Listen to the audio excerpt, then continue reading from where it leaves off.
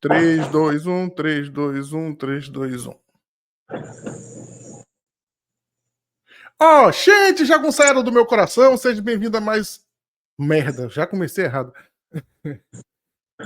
Ó, gente, jagunçaram do meu coração, seja bem-vindo ao nosso cantinho, pode entrar, pode chegar, ó, se sirva aí, que é...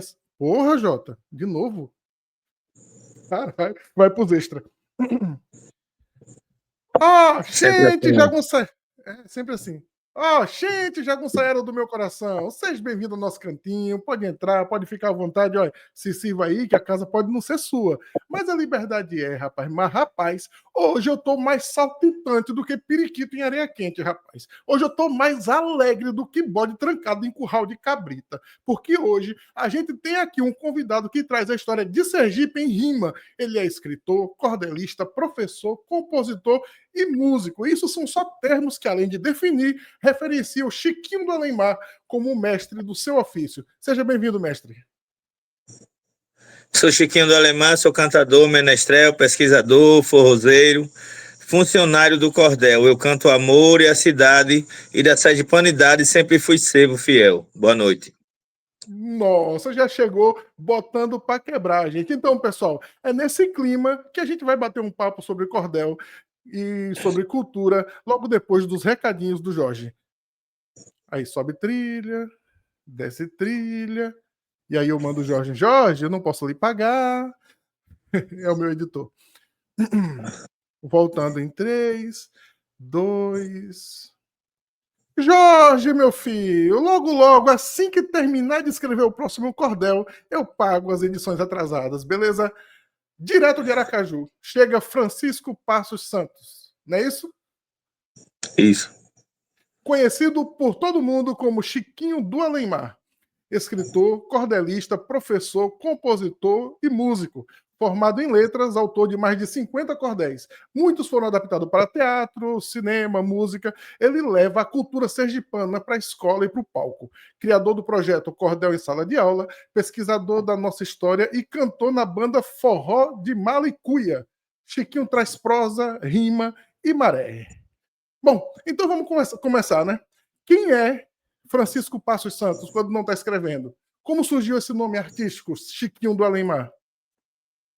Surgiu numa gravação que eu estava fazendo de jingle, e como eu sou professor de inglês, né, tenho vários amigos estrangeiros e tal, antigamente eu mandava, né, era muito mais fácil mandar as coisas pelos correios, né, aí eu mandava artesanato, mandava meus cordéis, e gravei uma canção minha que chama Bela Atalaia. E o dono do estúdio, o estúdio da época, disse assim, eu falei, vou mandar essa música para meus amigos na Noruega, na República Tcheca, para minhas amigas nos Estados Unidos. E aí o doutor Gildo falou assim, rapaz, então você é Chiquinho do Alemar, que atravessou o Oceano Atlântico, chegou no leste europeu e na Escandinávia. E aí ficou aquele negócio, tum, martelando em minha cabeça. Eu já estava atrás de um pseudônimo para assinar meus trabalhos. E desse dia em diante eu comecei a assinar os meus trabalhos com esse pseudônimo. Até nas minhas aulas de inglês, quando eu estava na sala de aula, dando aula de inglês, eu colocava oficina de inglês, professor Chiquinho do Alemar. E aí hoje eu incorporei esse personagem, né, esse pseudônimo com o meu personagem, com o chapéu de couro, com as indumentárias que eu visto para as minhas apresentações. E eu me incorporei tanto nesse personagem que às vezes quando as pessoas me chamam de Francisco, parece que estão conversando com outra pessoa. Então, a história foi essa, né? E Chiquinho do Alemar e ficou. Ô Chiquinho, mestre, me diga uma coisa. Como você se descobriu cordelista? Como você encontrou o cordel dentro de si? Como é que foi isso aí? O cordel, por incrível que pareça, surgiu dentro de mim naturalmente, né? Eu não tive nenhum professor a priori, né?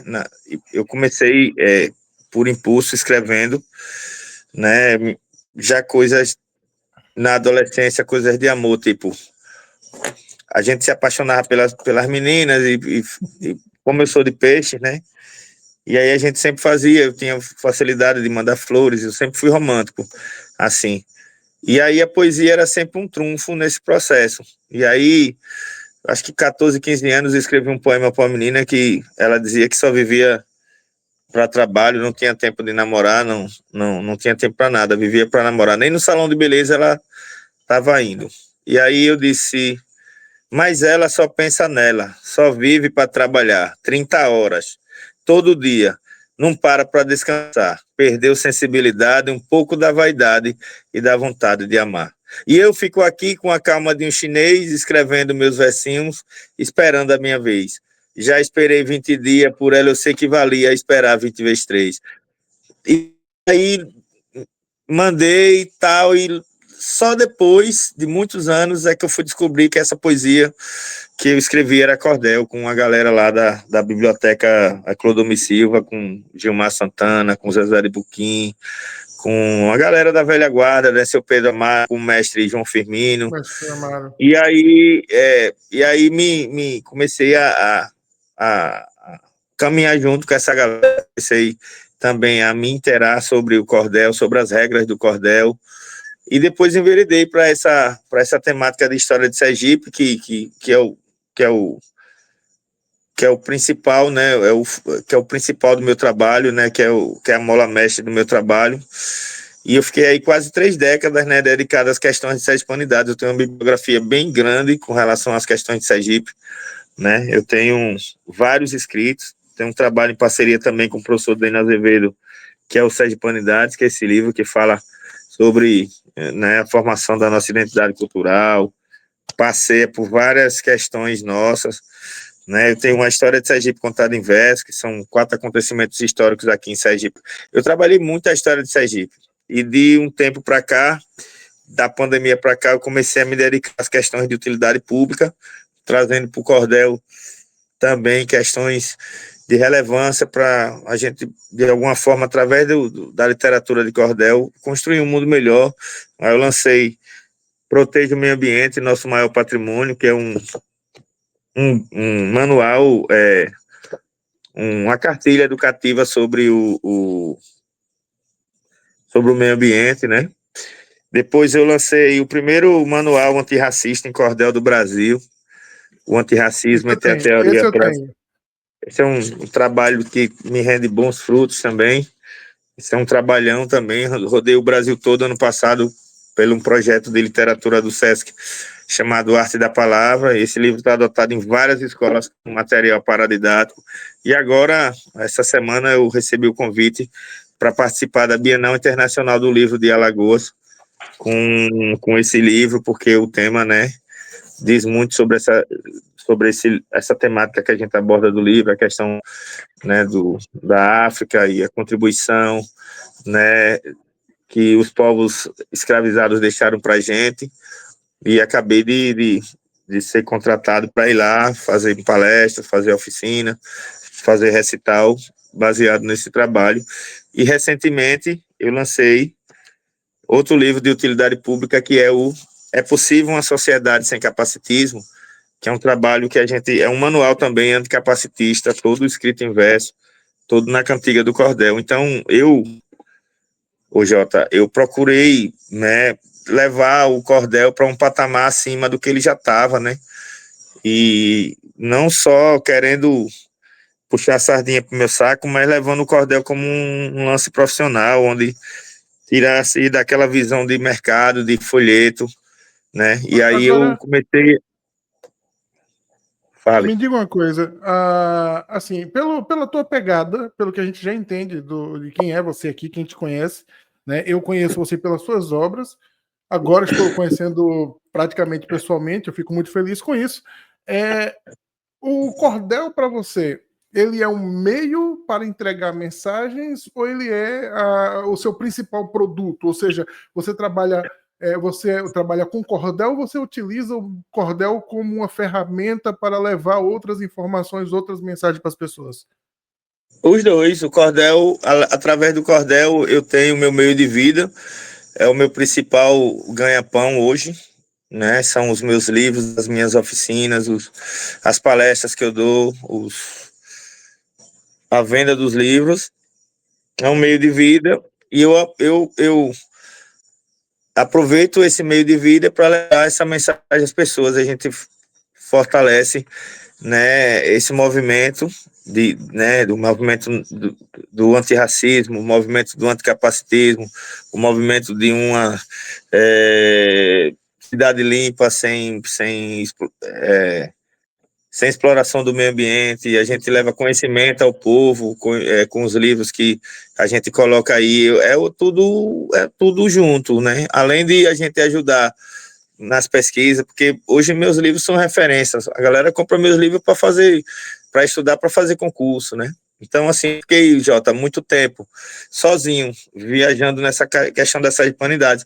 Aí caiu o Sergipe na BNCC, aí caiu o Sergipe nos concursos, aí caiu, as escolas começaram a entender essa sergipanidade, e eu já estava fazendo isso há muito tempo, né? Então, isso é bom. E aí a gente começa a colocar na mesa dos pesquisadores, do alunado, um material de excelência, né?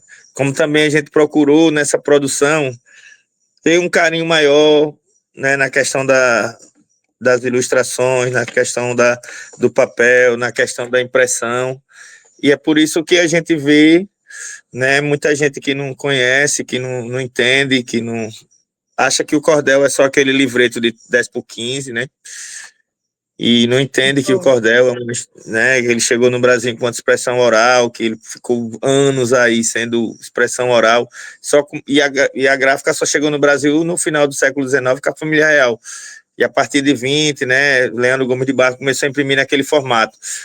Então a gente tira um pouco, quebra um pouco desse paradigma de que o cordel ele tem que ser folhetinho, e coloca um papel especial, coloca um, um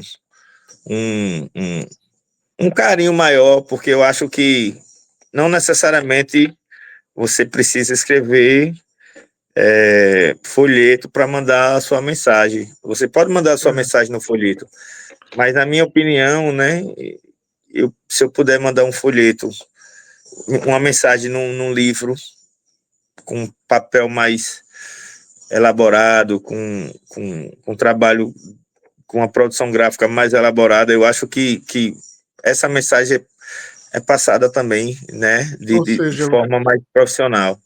pelo que eu entendi, é uma maneira de você agregar valor ao que já tem bastante valor, né, no conteúdo, né? Com Eu tenho certeza. eu tenho uma pergunta, Chiquinho, que está aqui na Vamos minha lá. pauta, né? O que é o cordel hoje? Assim, é resistência, é educação, é entretenimento, né?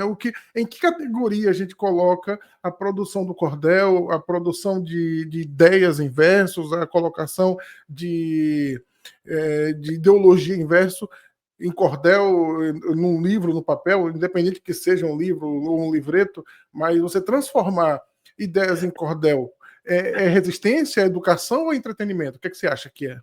Os três. O cordel é resistência, o cordel é educação e o cordel é entretenimento, né? Eu acho que não existe uma ferramenta mais poderosa que auxilia no ensino e aprendizagem que a literatura de cordel. Quando a gente fala em educação, não existe um meio de comunicação que mais potente, né, para passar uma mensagem de que a literatura de cordel. E não existe uma literatura tão resistente, um gênero literário tão resistente quanto o cordel, que foi tido como subliteratura, que os cordelistas eram autodidatas, que o cordel era um convite a aprender português errado. Então a gente é um misto de tudo isso, né? O cordel, hoje mostrou o seu papel dentro dessa seara. Ele deixou de ser o patinho feio da família quando ele se tornou patrimônio cultural e material do povo brasileiro, que agora não é uma responsabilidade, nem é uma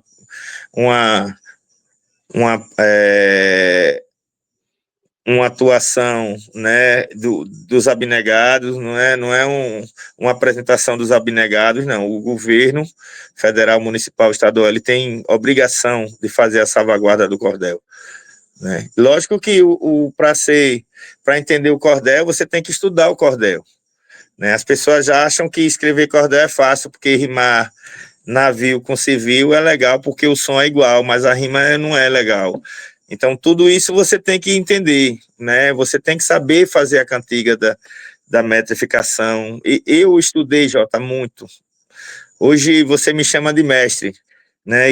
Assim, dentro da minha humildade de ouvir, de aprender, e quem me acompanha sabe o quanto eu tenho humildade, quanto eu sou humilde, as pessoas que estão ao meu redor, no sentido de aprender realmente, o quanto eu busquei, né, me aperfeiçoar na cantiga, porque a métrica, sabe, cara, você que está começando, ela é fundamental para nomear o seu trabalho. Você não pode se basear somente pela rima. Você tem que obedecer o contexto e você tem que obedecer a cadência e você tem que obedecer a cantiga. Porque eu, às vezes, fico até meio acanhado por exemplo, o mestre João Firmino adorava fazer isso. As pessoas chegavam lá e ele dizia, como é que você faz um cordel e não traz para eu corrigir a métrica? Ele tinha essa vaidade, né? Então, no início de minha carreira, quando eu lancei o Aracaju Passado, Presente e Futuro, esse livro aqui, e eu mostrei ao mestre. Esse livro é uma edição ampliada, né? E eu trouxe coisas novas, trouxe um quebra-cabeça, trouxe um caça-palavras também, que já é uma mudança que eu estou trazendo na minha forma de imprimir, porque eu estou produzindo material para sala de aula.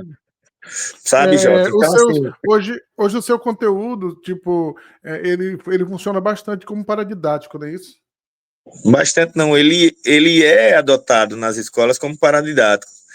Ele está em várias escolas aí, 90% das escolas particulares de Aracaju, né? A prefeitura de Aracaju está fazendo compra, já comprou o antirracismo, está comprando É Possível uma Sociedade com Capacitismo, a prefeitura de São Cristóvão comprou o antirracismo, a prefeitura de Itabaianinha comprou o antirracismo. Então a gente está mostrando a eficácia do cordel como essa ferramenta pedagógica que contribui para o ensino e aprendizagem. Então, o cordel, enquanto essa ferramenta que, né, leva essa reflexão para temas atuais, e é isso que esse diferencial, porque quando eu comecei lá, Jota, no início dos anos 2000, ninguém queria falar de Sergipe. Era como se os colegas cordelistas tivessem com vergonha de abordar esse assunto, como se a galera não quisesse. Então, eu comecei, aí tem uma biografia de Arthur Bispo do Rosário, né, um cara fantástico, é um cara fantástico. Então, a gente, né, busca as coisas que são, né, de interesse, né, da população sergipana e que não serve só para as pessoas que são de fora. Serve também para o sergipano. Você falou em métrica aí, e eu tenho um problema sério de métrica, tanto que eu comecei, o meu primeiro cordel, eu escrevi ele em sextilha. Só que eu não gostei, assim, para mim a sonoridade não chegava onde eu queria. E aí eu mudei ele todinho para septilha. E aí, pronto, beleza, fiz. Meu maior problema, eu cantei esse cordel e quando eu estava declamando, eu percebia que algumas linhas não batiam no tamanho. E eu não tinha com quem corrigir essas métricas. Isso então, aí chama de verso de pé quebrado. Que a gente chama quando quando essa cadência ela se quebra. Mas quando você falou quando você me mandou mensagem dizendo que queria aperfeiçoar e tal, eu vou te enviar na humildade, na camaradagem, um material para você aperfeiçoar a sua escrita. É um material que é do mestre Luiz Lemos, lá de Minas Gerais, que quando eu estava nessa busca de melhorar a minha cantiga, né, as questões da metrificação, que é uma questão complexa que não é só você que tem essa dificuldade, né? Todos nós temos. E o mestre João Firmino já dizia que a métrica só se consegue a perfeição com o passar do tempo. Aquela coisa do água mole, pedra dura, tanto bate até que fura. De tanto você metrificar, de tanto você... Porque a própria declamação, quando o verso não está metrificado, o som ele sai estranho. Fica né? esquisito, Então, né? Então é importante a gente entender que um artigo, ele metrifica, um verso que tá menor, um artigo que a gente tira, ele metrifica um verso que está maior. Às vezes as sílabas tônicas, elas mudando de ordem, né? Dentro dos versos textos que não precisa de rima, ele metrifica também, uma mudança de local. Então, tudo isso é macete que você vai pegando com o passar do tempo, né? Então, não se sinta triste por conta dessa dificuldade, porque todos nós temos, até hoje, né? Tem o pessoal que vai corrigir o português, tem uma colega minha que corrige o português do meu trabalho, ela diz, oxe, Tiquinho, e eu me deparo escrevendo também uma frase, uma palavra uma a mais, e aí a gente vai e ajusta, mas isso é normal. Eu acho que você tem que Tem, praticar. tem uma outra questão na escrita, que aí isso me veio com o professor, a gente chama de tio Zé, que é lá da Universidade de Goiás, onde eu fiz a minha primeira graduação. Ele falava que para você escrever, em primeiro lugar, você tem que deixar o cérebro sangrar para o papel e depois você pega o que sangrou e você esgrime as palavras, né? Você precisa aprender a manipular as palavras e jogar ela e fazê-las fazer sentido. Você acha É que isso mesmo. existe muita verdade nisso, em esgrimir com palavras, saber lutar com verbos e advérbios e, Com certeza, e expressões? com certeza, com certeza, total. Você tem que saber brincar, porque o cordel, como ele é um gênero que ele exige, né, dentro dessa métrica, quando a gente está falando de heptassílabo, né, dos versos de 7 pés, você tem que saber brincar com os verbos, com os advérbios, com os artigos, com as preposições, para poder fazer esse encaixe, para você ajustar essa métrica. E eu lhe digo mais, esse é um dos grandes problemas dos escritores, dos cordelistas, né? Mas a perfeição, ela chega com Com a a prática, exaustão, né? né? Com a prática. Eu queria fazer um E contraponto, Chiquinho. fala aí. Hoje tem muita circulação digital, né? Rede de streaming. A gente tem dificuldades hoje, eu, na verdade, de conciliar plataformas com o próprio livreto, com o folheto, né? Que a gente tem. Eu não vejo hoje tanta possibilidade de comércio do próprio livreto, né? Então você tem que trabalhar. Tem pessoas que fazem seu trabalho em plataformas digitais, né, para Kindle, em PDF mesmo, ou em outros formatos digitais, né? Você sente que a sonoridade, né, a musicalidade do cordel, né, aquilo que foi passado oralmente, que hoje a gente coloca em livros, se adapta a esse formato digital de uma forma legal? Tipo, o que muda quando um cordel vira um post, vira um vídeo, vira uma música? Como manter a originalidade da tua ideia, né, quando você muda a maneira de contar essa história? Então, eu acho que o cordel ele tem que ser trabalhado como cordel, né? Eu acho que todas essas áreas, cinema, teatro, Plataformas. plataformas, impresso, eu acho que ele é válido. Inclusive, eu também não trabalho cordel só em livro, né? Eu participo de campanhas publicitárias, eu participo, tem livro meu que é, né, civil de tese para curta-metragem, e eu adoro fazer isso, fazer do cordel, né, uma ferramenta que pode auxiliar em outros patamares, né, não só no livro como um todo, né. Então, assim, eu tenho feito vários trabalhos, né, escrever para virar vídeo, escrever para virar animação, escrever para virar peça. Eu sou bem maleável no uso do cordel em todas essas áreas que você citou aí, mas sou extremamente sectário, e aí eu vou usar a palavra sectário, né, com relação ao cordel, às regras, né? Eu sou daquele amante à moda antiga que não aceito uma adaptação de rima, por exemplo, uma rima com um som igual, mas que não é considerada pela regra dos mestres, né?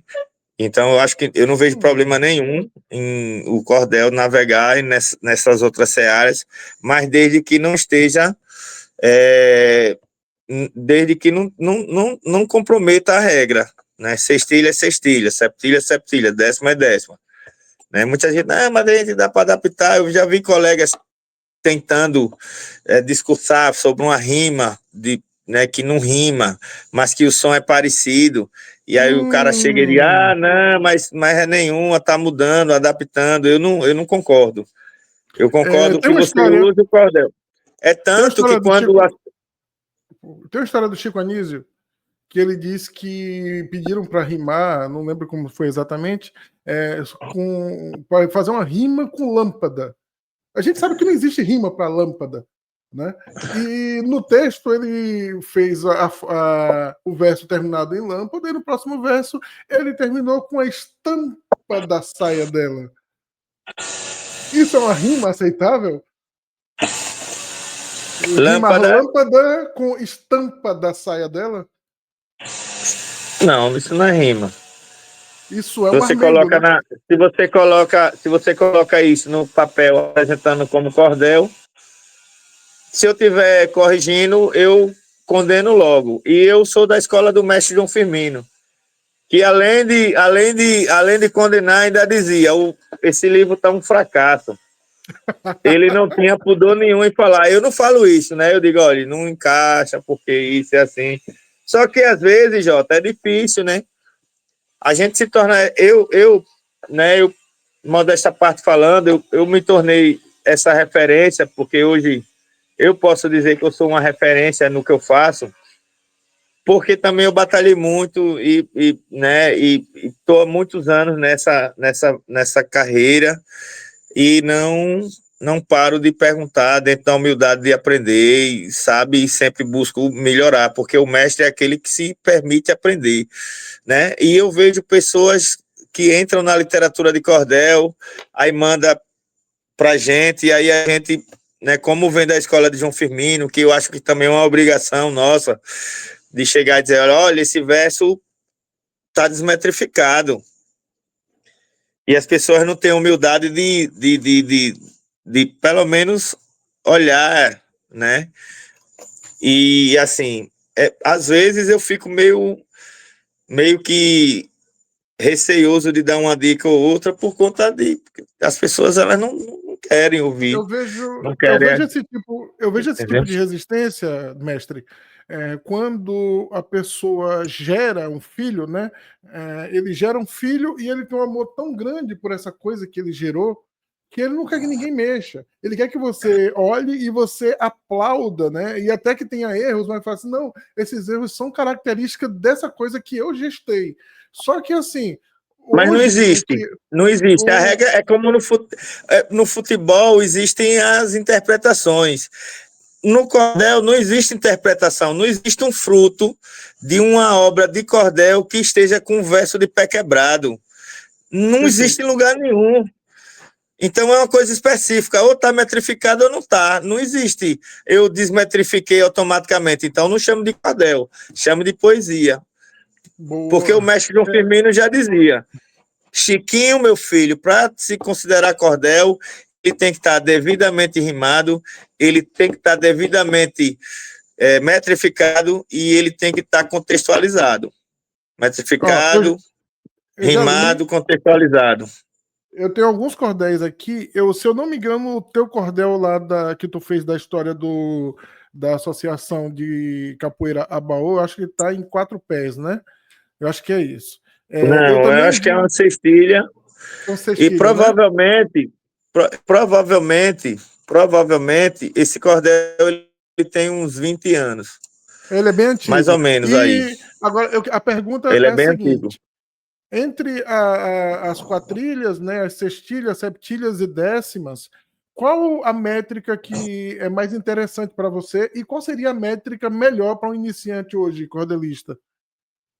A métrica é sempre de 7 pés, né? O heptassílabo. Eu acho ela bem mais sonora, né? Você rima da primeira até a 7ª última sílaba tônica de cada verso.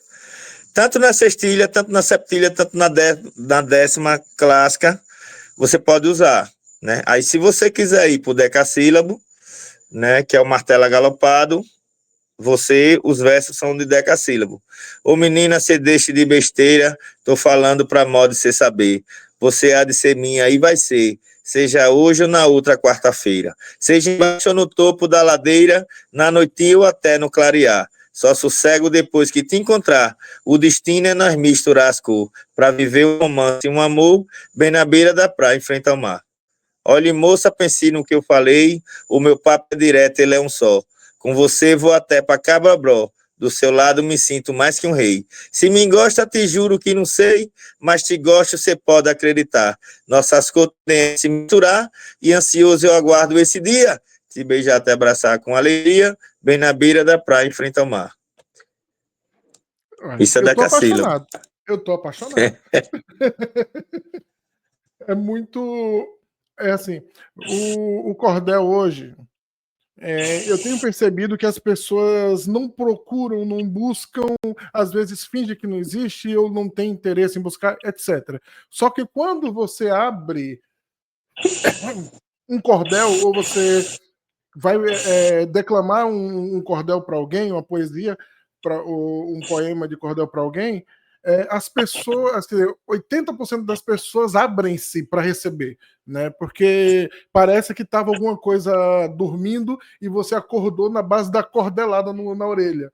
Isso acontece bastante contigo, mestre? Como é? Cordelada na Tipo assim, orelha? Não entendi essa última sim. parte aí que você falou. Não, assim, as pessoas, assim, normalmente ninguém está procurando o cordel, nem até finge que não existe, mas quando você abre a possibilidade, assim, eu vou declamar um cordel para você, as pessoas, a maioria das pessoas se acorda como se fosse acordado com uma pancada de cordel, porque querem Ah, ouvir, estão bem é, receptivas ao cordel, né? é Acontece isso muito contagiante, né? contigo? Porque a cantiga, ela prende. A própria cantiga, ela prende. Eu, Então, tem, você com a prossiga. cantiga, com o declamar, você prende aquela pessoa com o que você está apresentando. Porque o verso, quando ele, quando ele é bem cantado, ele, ele, ele segura, ele entretém, ele tem essa magia de chamar a atenção, de tocar, né? Tanto é que cada vez mais as pessoas se interessam em fazer as histórias em cordel. Eu agora, essa semana, eu estou fazendo vários trabalhos paralelamente, né? Eu estou fazendo os 50 anos da Embrapa, que vai virar uma animação e vai virar um folheto. Estou fazendo também a é, jornada de reumatologia, que vai ser um evento para o ano que vem. Estou fazendo a história e vai ter também. Esse aí eu vi, esse aí eu mesmo fiz os panfletos lá na gráfica que eu trabalho na Gráfica Max, e lá chegou os panfletos desse Pronto, aquele de convite é reumatologia, meu. e o teu, e no fundo eu vi lá o teu Então, cordel lá no fundo, eu é achei o bonito pra convite caramba. e tem também a história do, né, que eu vou fazer e também o passo a passo de como vai ser o evento. Então, assim, quando você hoje pensa em Nordeste, pensa em regional, pensa, o cordel ele é sempre citado. Infelizmente ou felizmente, nem sempre as pessoas elas querem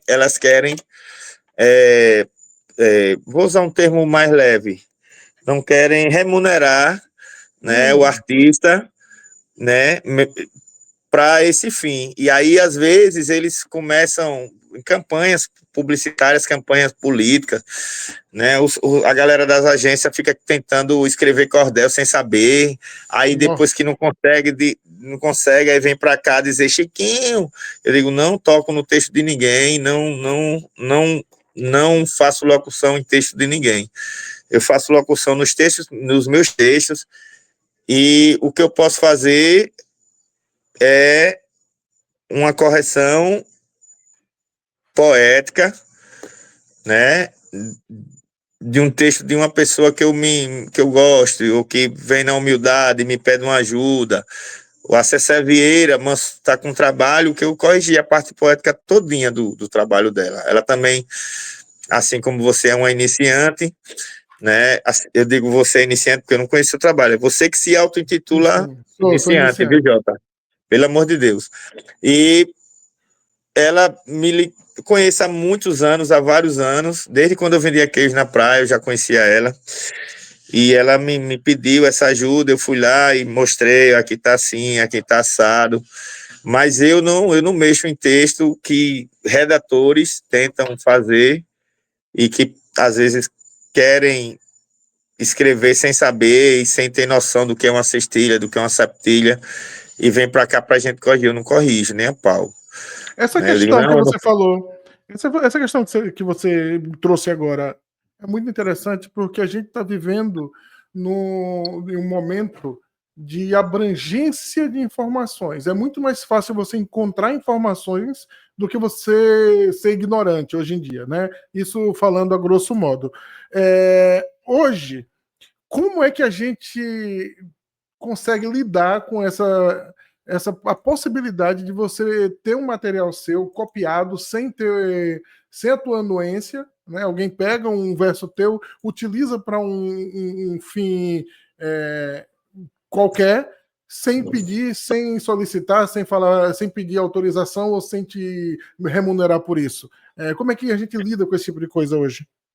Então, Jota, eu sou bem tranquilo. Eu sou bem tranquilo e sou vaidoso também. Né? Eu acho que o ser humano, né? Quem não é vaidoso? Eu gosto de ver meu trabalho nas estampas, nos textos, nas citações. Eu sempre libero, nunca disse não, e aí eu cobro o crédito. E eu não me lembro de ter visto em nenhum lugar ninguém que usou um verso meu sem que tenha pedido autorização, né? Mas assim, eu conheço tudo que eu escrevo. As coisas de 20 anos atrás, quando o topo é meu. Aí às vezes eu digo, isso aqui é meu realmente, né? Mas é sério, porque tem muito. Esse do Abaú, por exemplo, eu escrevi num tempo que eu estava começando minha vida. E é como eu te falei, a gente vai aperfeiçoando a cantiga, né? Talvez até eu tenha, se eu pegar para olhar hoje, eu faria alguma coisa diferente, ou de repente pode ter alguma estrofe que precise de ajuste, porque na época eu estava realmente iniciando minha vida. E de lá para cá foram 20 anos de dedicação, de estudo. E Não aí eu são fiz 20 até dias, né? a proposta a Robson para fazer os 20 anos de Abaú, e ele desdobrou, desconversou e tal, e né, negão, não sei o quê. E acabou que ele não rolou.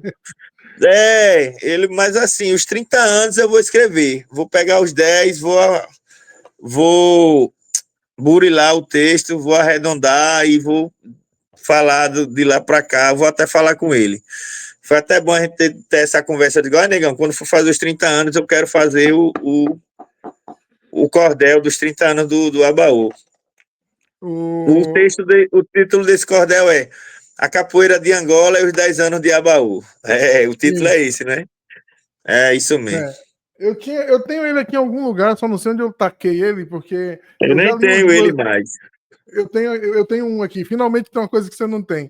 E, assim, às vezes eu pego ele para dar uma olhada, porque eu tenho um grande problema, às vezes, não sei se acontece contigo, é que eu tô inspirado e aí eu começo a escrever, aí vai 2, 3, 5, 7, 10 versos, pá, pá, pá, pá, e aí chega no momento que eu tô com a ideia do que eu quero escrever aqui, tá nesse cabeção careca aqui que você tá vendo, e aí eu cheguei no meio do verso e eu empaco de um jeito, tipo assim, numa Normal. rima numa rima fácil que termina em OR ou em AR, ou em A mesmo, ou em OL, que é muito simples de rimar, só que eu não encontro o resto do É. verso. E aí como é que Mas é faz? normal, é normal. É normal, E é aí normal. eu chego a passar É duas normal, você tem semanas. que matutar, né, velho? Você tem que matutar, ficar ali matutando, matutando. Às vezes você se gasta um tempão em uma só estrofe para terminar, para arranjar uma rima que esteja no contexto, para terminar. É, mas é assim Eu, eu, mesmo, faz parte do processo criativo, né? As ideias eu vêm, tenho você bota no papel. E é Eu tenho isso. uma dificuldade grande de bater o martelo, né, em um texto e dizer que ele está pronto. Eu te mostrei mais cedo esse daqui, que é Os Tesouros de Ará, né, que é o meu cordel recente, e ele para mim está pronto. Eu já havia impresso essa boneca aqui para correção, quando chegou um amigo meu, leu uma parte e falou assim: Ah, rapaz, você está falando sobre as coisas interessantes, os tesouros de Aracaju, de Sergipe. É isso mesmo. Aí ele: Você colocou o Pão Jacó aí? Aí eu: Oi? Ele, o Pão Jacó, rapaz, que foi criado por. O nome é referência a seu Jacó, da panificação Garça, foi o primeiro a chamar assim e tal. Aí eu: Puta merda. A boneca já pronta, eu limei um verso para poder fazer um verso falando do Pão Jacó. E assim, às vezes você olha no material seu e você percebe que você precisa limar alguma coisa para colocar algo que lhe veio à mente depois, reformular um material que já foi feito. Isso acontece? Não? Acontece. Às vezes não de limar, mas de você acrescentar dentro daquilo que já está ali escrito. No seu caso é porque a boneca já estava pronta, mas aí a questão da edição, você pode criar uma página a mais. Porque o livro, assim, você pode dar, né, o recado em 2 páginas, ou em 10 páginas, ou em 20 páginas. É justo. Vai muito Então, da forma que você aborda essa informação. o papo tá gostoso pra caramba. Eu ficaria aqui algumas horas, mas eu sei que o mestre tem seus afazeres. Mas eu queria fazer algumas perguntas para a gente ir para os finalmente. Hoje, que cordel você recomenda para alguém que nunca leu um cordel na vida? Né? Fala assim, olha, tem isso aqui que você vai ler e você vai gostar. Você tem alguma recomendação para fazer? Meu, Você pode fazer um seu e um de ou cordel como um algum. todo? Você pode fazer um seu e Eu um de um acho que, cordelista eu acho que maior, grande. eu é porque o meu trabalho, quem quer, depende da temática que a pessoa procura, porque aí ajuda também, né? Aham. Eu queria ouvir algo sobre isso. Eu tenho. Eu queria a história de Aracaju. Eu tenho. Eu queria ver. Eu tenho.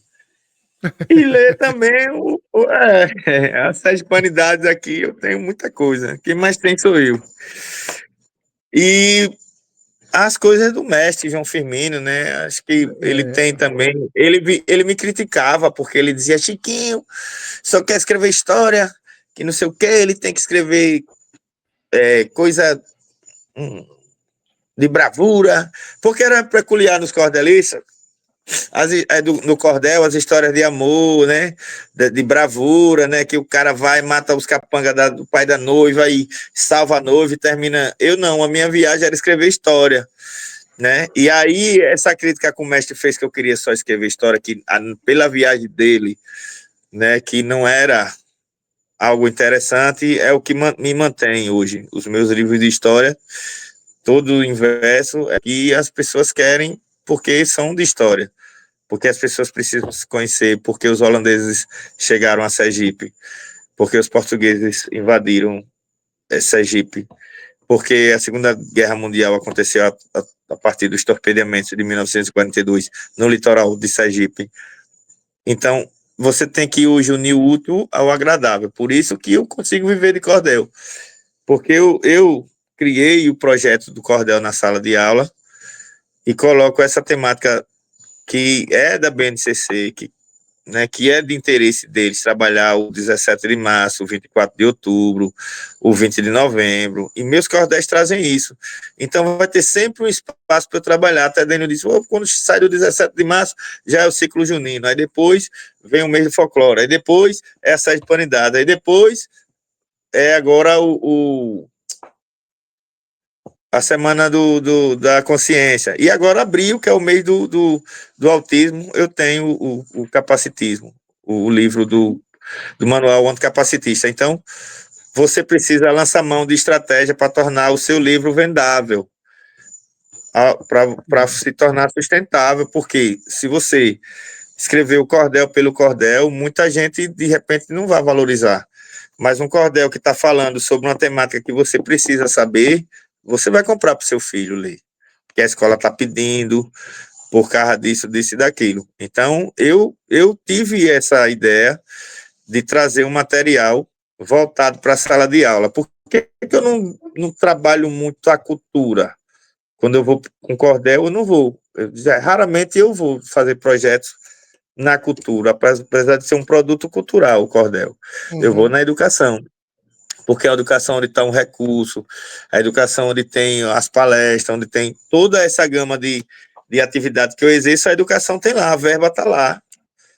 Entendeu? Até nisso você tem que saber, porque se o cara ficar fazendo projeto para a cultura, o orçamento da cultura é pequenininho, né? Então, quando a galera da cultura vai pensar projeto, eles pensam em música, eles pensam em teatro, eles pensam em cinema, audiovisual, a literatura vem por último, mas primeiro vem a literatura de prosa, o cordel vai ficar por último, ainda existe esse preconceito, infelizmente, né? E aí, quando você vai para a educação, você está levando um projeto diferente, um projeto inovador, e a verba está lá. A educação sempre tem dinheiro para comprar o projeto, para comprar o livro, entendeu? Basta querer, né? E aí, quando você tem um material muito bom, não tem nem como o gestor dizer, não, não quero não, porque... Entende? Então, assim, o escritor ele tem que lançar mão de estratégia para trazer para a mesa do leitor um material interessante que estimule ele a comprar, né? Que o mestre João Firmino... Normalmente, né, a gente tem sempre aquele trabalho, né, aquele cordel, aquele livro que a gente gosta mais, né, aquela coisa que a gente fez, que para mim sempre é o meu último trabalho, para mim é o melhor de todos. Mas você tem um livro que você seu, né, que você goste muito, né, o seu preferido, né, que você poderia indicar para as pessoas e por que ele é o seu preferido, né? Eu tenho vários livros, todos os meus livros eu gosto, porque, por exemplo, a história de Sergipe contada em verso é um grande livro. É um livro que ele tem cara de livro. Ele é grandão, tem 4 episódios, tá, tá dividido por capítulos, né? É um livro todo ilustrado, né? Um livrão que revoluciona a forma de imprimir cordel, né? Mas eu tenho também o Antirracismo, que é um livro que roda o Brasil todo, que professores no Brasil todo utilizam ele em sala de aula. Tudo eu recebi um vídeo de uma menina declamando os meus cordéis que estão nesse livro em São Luís do Maranhão. Esse livro é do poeta Chiquinho do Alemar. Aí começa. Isso é que, sabe, é o sentimento de dever cumprido. Então, assim, eu não digo que eu tenho um ou outro que eu goste mais, mas toda a minha obra ela é feita com muito carinho, com muita dedicação, com muita pesquisa, com muita revisão, com uma galera que me ajuda bastante. Tem sempre alguém corrigindo, ou tá olhando a parte da história, da temática que eu estou abordando. Então, o livro do antirracismo mesmo, eu tive a ajuda da galera do movimento, né, toda, que eu tentei escrever antes, escrevi errado, aí busquei pesquisar de novo, e dessa vez agora eu fiz a forma certa. Então, assim, é importante também ver o que é que você está abordando, né? Então, é isso, eu acho que toda a minha obra eu gosto, né? E eu indico. Ah, a pessoa queria saber sobre isso, tem aqui. Ah, queria saber sobre aquilo, tem aqui. Quero saber sobre isso. Então, assim, eu me dediquei bastante, sabe, eu, Jota? E não tem um livro ou outro que eu indico toda a obra. E tem um livro que a pessoa se gosta mais, né? Se identifica mais, né? É isso. E para encerrar, finalmente, eu queria saber assim, onde é que a gente te encontra para encontrar seus conteúdos? Como é que a gente faz para entrar em contato contigo? Né? Por onde? Qual os seus endereços digitais? E como é que a gente faz para falar contigo sobre adquirir tuas obras? Fala aí, manda aí o recado pro Então, pessoal. é Chiquinho do Alemar, meu Instagram. Chiquinho do Alemar, meu Instagram. Meu telefone é 799-9827-0177. 799-9827-0177.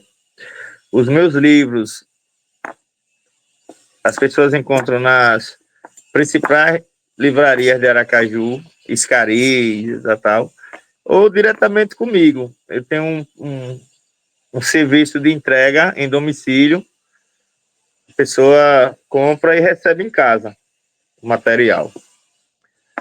E aí, Chiquinho do Alemar só tem eu no Brasil. Não tem como não me encontrar.